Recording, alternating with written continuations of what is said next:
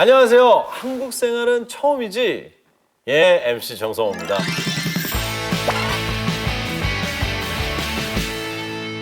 조미영 씨 나와주셨습니다. 안녕하세요. 네, 안녕하세요. 조미영입니다.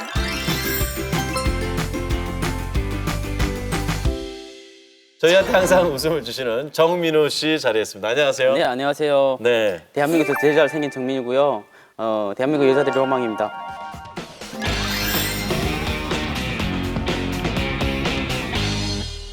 대한민국 모든 여성들의 로망이십니까? 네, 그렇다고 혼자서 착각하고 있습니다. 먼저 착각인 건 아니에요. 북한 이탈 주민들 같은 경우는 취업에 대한 고민이 굉장히 많습니다. 네, 그리고 그렇죠. 또 면접을 또 봐야 되는데 여기가 면접장이라고 생각을 하시고 네. 한 10초 동안에 자기 자신을 어떻게 표현하는지 면접을 한번 모의 면접을 한번 봐보도록 하겠습니다. 저희를요? 예. 갑자기요? 안녕하세요, 정민입니다. 네, 북한에서 군인으로 탈북했고요. 저 목숨 걸고 탈북했습니다. 그 목숨 걸던 그 정신으로 한 달만 써보시고 열심히 해주시면 제가 열심히 하겠습니다. 이야, 든든하네요. 그럼 딱 한 달만 쓰겠습니다. 월급을 꼭 주셔야 됩니다. 기대를 합니다. 조미영 씨의 진짜 자기소개. 이러면 너무 부담되잖아요. 네, 자, 자기소개를 어떻게 하는지 한번 들어볼게요.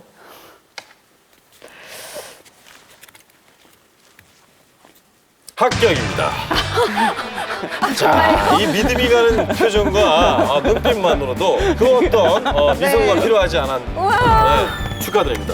감사합니다. 이분은 한 달 네. 후에 이제 퇴사를 하실 분이니까 인사하지 마시고 다니시고.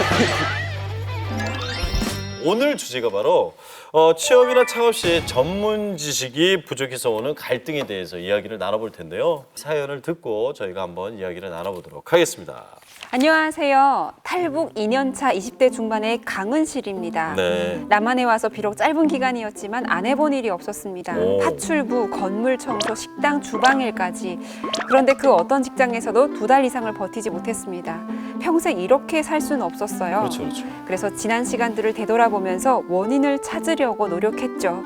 그리고 나만 할 수 있는 전문적인 일을 찾아보기로 결심했습니다. 그러니까 이게 탈북민들 일을 하시는 거 보면 한 직장에서 꾸준히 오랫동안 하시는 분을 많이 못 뵀어요. 사실 맞아요. 한 2년, 3년 하다 금방금방 간두거나 이렇게 또 전직이 찾더라고요. 네네네. 근데 왜 그런 걸까요? 내가 하고 싶은 일은 따로 있는데 먹고 살아야 되니까 급하게 막 아무 일이나 시작하다 보니까 또 다시 간두게 되는 경우도 있고 뭐 언제든지 해고를 당할 수 있는 그런 좀 고용 조건이 안 좋은 회사를 다니는 경우도 많고요. 또 소득 수준 역시 일반 그 남한 국민들에 비해서 많이 낮은 형편이죠. 경우가. 그런 얘기를 들을 때마다 조금 안타깝긴 합니다. 왜냐면 탈북민들도 어쨌든 우리나라에서 정착을 하면 대한민국 국민이거든요. 그렇죠. 뭐 승진도 여자가 조금 더 안 되고 월급도 빨리 안 올라간다 이런 걸 가지고 유리천장이 있다라고 말씀들을 하시는데 제가 봤을 땐 그 탈북민들한테는 유리천장이 아니라 거의 기압장 천장이 이렇게 올라가 기압장. 있는 아니, 그렇구나. 망치를 깨면 되지 뭐. 쇠천장. 한 마리 깨면 되지 뭐. 그렇군요. 해결됐습니다. 자, 한국 생활은 처음이지 여기서 마치도록 하겠습니다. 안 돼요. 나면 얼마나 좋겠습니까? 네. 그게 안 되기 때문에 저희가 나와 있는 거거든요. 네, 아직 젊은 나이니까 조금 늦게 시작해도 괜찮다 생각하고 자격증을 따보자 결심했습니다. 결심했군요. 네, 그래서 처음 딴 자격증이 요양보호사였어요. 그리고 얼마 지나지 않아 자격증을 딴 보람이 생겼습니다. 취업 공고가 나는데 마침 집 근처였어요. 네네. 소중한 자격증을 품에 안고 당당히 찾아갔습니다. 아우 참 잘 왔어요. 근데 저희는요 자격증이 필요하거든요. 네, 여기 있습니다. 이거 정말 어렵게 딴 자격증입니다. 이제 저한테 딱 맞는 일을 찾은 것 같습니다. 잘 부탁드리겠습니다. 예. 좀 분위기 좋습니다. 네. 지금 자격증이 필요한데 자격증을 따왔어요. 네. 그런데 제 자격증을 본 사장님의 반응이 의외였어요. 왜? 자격증과 저를 한참 동안 번갈아 보시더니 한마디 하더군요. 어머 참 죄송합니다. 여기서 일하는데 이 자격증은 필요 없어요. 아니 왜요? 여기는요 어린이집입니다. 여기는 노인을 돌보는 요양시설이 아니고 어린이집이니까 이 자격증은 필요 없다고요. 아니 노인들을 잘 보는 사람이 당연히 아이들도 잘 볼 수 있는 거죠. 노인이나 아이들이나 다를 게 뭐가 있습니까? 저 잘할 수 있습니다, 진짜. 참 요양 보호사가 아니라 보육교사 자격증이 필요한 곳이라고요. 네. 도대체 뭐가 다르다는 건지 모르겠습니다. 그럴 수 있죠. 저는 도대체 무슨 일을 해야 하고 어떻게 준비를 해야 되는 것일까요? 저 어떻게 해야 될까요? 내가 하고 싶은 게 뭐고 내가 그렇죠. 정말 잘할 수 있는 게 뭐고 네. 내가 그래도 북한에서 하던 거를 살릴 수 있는 게 뭔지 이런 거를 좀 고민을 한 다음에 그거와 관련된 좀 경험들을 쌓아가는 게 좋을 것 같고 그냥 무작정 그냥 컴퓨터 자격증 무슨 자격증 다 따야지 이런 그렇다고 거보다는 해서 그걸로 취업이 되는 건 아니거든요. 네. 제가 처음에 왔을 때 네네. 무슨 일 하고 싶어요? 이런 질문 진짜 많이 받았거든요. 하고 싶은 일이 뭐예요? 대답할 수가 없었어요. 왜? 제가 할 수 있는 일이 뭔지도 모르고 하고 싶은 일이 뭔지도 모르겠고 생각해본 적도 없고. 생각해 본 적이 없는 거예요. 사실 그러다 보니까 어떤 탈북민들은 가끔은 야 그냥 북한처럼 이렇게 동무는 여기 가서 일하시오.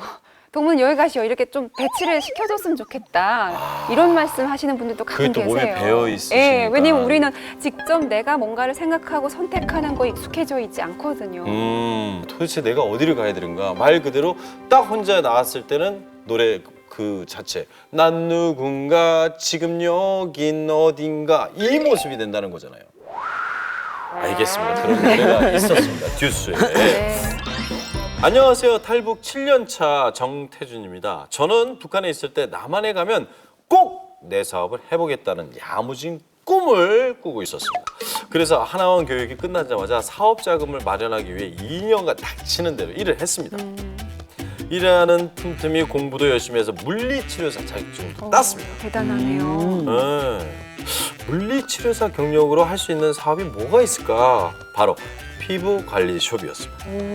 결심이 섰으면 실행에 옮겨야죠.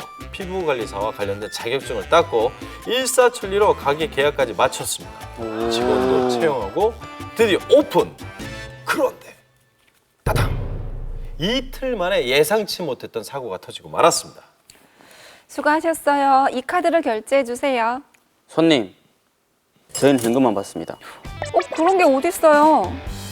단말기가 없어서 저는 현금만 받습니다. 진짜. 아니 카드 결제가 안 되는 가게가 어딨어요? 카드 거부하면 처벌받는 거 몰라요? 나 그런 건 모르겠고 잠만 말고 군소리 말고 빨리 현금 현찰을 주시오. 뭐야 이 사람 말투도 좀 이상하고 혹시 불법 체류자 아니에요? 뭐요? 이 사람 진짜 보사보사하니까 관리 받았으면 돈을 내는 거 당연한 말이 아니야? 네, 빨리 줘. 네, 지금 난리 났어요. 결국 큰 싸움으로 번졌고 화가 난 손님은 신고를 했습니다. 전 벌금을 물어야 됐습니다. 폭력 때문이었냐고요? 노노노노. 그게 아니라 사업을 하려면 영업신고를 하고 사업자 등록증을 해야 한다는 사실을 몰랐기 때문입니다. 안 한 거예요 이거를? 가게 계약하고 그냥 여신 거야. 주변 얘기도 안 듣고. 부랴부랴 모든 신고를 마쳤지만 이게 전부가 아니었습니다. 병원처럼 문만 열어놓으면 손님이 저절로 찾아오는 줄 알았는데 가게는 늘 텅텅 비어 있었습니다. 뒤늦게 홍보의 필요성을 느끼고 전단지를 뿌려봤지만 반응은 신통치 않았지요. 게다가 세금 계산서나 영수증 처리를 하지 않아 세금 폭탄을 맞기도 했습니다. 요새는 북한에 장마당 문화가 많이 들어오고 하니까 북한에서 돈 벌어보던 사람들도 있잖아요. 북한에서는 내가 장사해가지고 좀 잘 나갔었던 거예요. 그러니까 이제 한국 와서도 이렇게 하면 되지. 이렇게 근데 생각을 사업자 하는- 등록증이라는 게 없습니까, 북한은? 그런 거 없죠. 없죠. 그냥 무조건 하면 되니까. 그냥 하면 되는 거예요. 네, 그냥 하면 돼요. 네, 그러면 사장이 되는 거야. 네, 그렇죠. 그렇죠. 근데 사실 뭐 인터넷이나 주변 도움을 받으면 어쩌면 쉽거든요. 근데 그런 걸 안 하다 보니까 안 하는 게 아니라 못 하는 거죠. 그런 도움을 받아야 된다는 사실 자체도 모르니까. 또 처음에 시작할 때 이거 돈 어디서 받아야 돼요? 물어보면 세무사 가면 돼요. 세무사가 뭔데요? 세무사를 가요 일단. 인터넷 네이버인데 물어보면 가면 세무사에서 돈 달래요. 그러면 내가 미쳤냐고 이러면 다시 나온다고. 돼지고기 친데 국밥 집이었는데 막 간처럼 안 그러고 막 마리국밥 주니 뭐 나르국밥 주니 이런 말이 많아가지고요. 막 지금 저기요 안 먹겠으면 나가요. 막 이러고 막 뺏고 이랬다고요. 뺏었다고요? 그렇죠. 안 먹겠으면 나가라 막 이러겠잖아요. 돈 안 받아도 되니까 막 이런 스타일로 막 해서. 그럼 그걸 갖고 막 싸우기도 했겠네요. 먹을 거예요. 나요. 먹을 거예요. 그 후로도 3번이나 새로운 아이고야. 시도를 했고 예. 그때마다 어김없이 실패를 거듭했습니다. 어우. 그렇게 엄청난 수업료를 치르고 나서야 비로소 자신을 냉정히 돌아보고 반성하게 됐습니다. 지금은 규모를 대폭 줄이고 직원 하나 없이 혼자서 숍을 운영하고 있는데요. 2년이 넘어가면서 수입도 안정이 돼가고 단골도 꽤 많이 생겼습니다. 어깨 힘 쭉 빼고 앞으로도 이렇게 천천히 한 걸음 나갈 작전입니다. 오. 야. 그래도 말 그대로 네. 수업료 엄청 크게 치르셨네요. 네. 사실 보통 이제 네. 뭐 북한에서 너무 북한 이탈 주민이라서 이런 걸 겪는 건 아니고요. 한국에서도 창업을 하면 거의 비슷합니다. 아, 그래요? 그럼요. 예전에 그런 말이 있어요. 창업을 해가지고 성공한 사람의 이야기를 듣지 마라. 실패한 사람들의 이야기를 들어라. 오. 실패한 사람들의 이야기 들으면 실패한 이유를 알기 때문에 그걸 피해가면 된다고 합니다. 자기가 결심한 그 아이템이 생기면은 그 업종에 가서 1년 이상은 일해보고 창업해봤으면 좋겠습니다. 네. 내가 요 정도 돈 벌어서는 언제 내가 성공하냐 이런 마음 때문에 급하게 창업을 하시는 분들이 계시는데 진짜 내가 잘할 수 있는 걸 찾고 이게 진짜 확실히 이걸로 창업해도 되겠다 싶을 때 좀 상의도 해보고 그리고 천천히 창업을 시작하시는 게 좋겠다라는 생각이 들어요. 오늘 방송을 보면서 공감하시는 분들 꽤 많을 거라고 생각됩니다. 저희는 여기서 인사드리겠습니다. 다음 이 시간에 뵙겠습니다. 안녕히 계세요.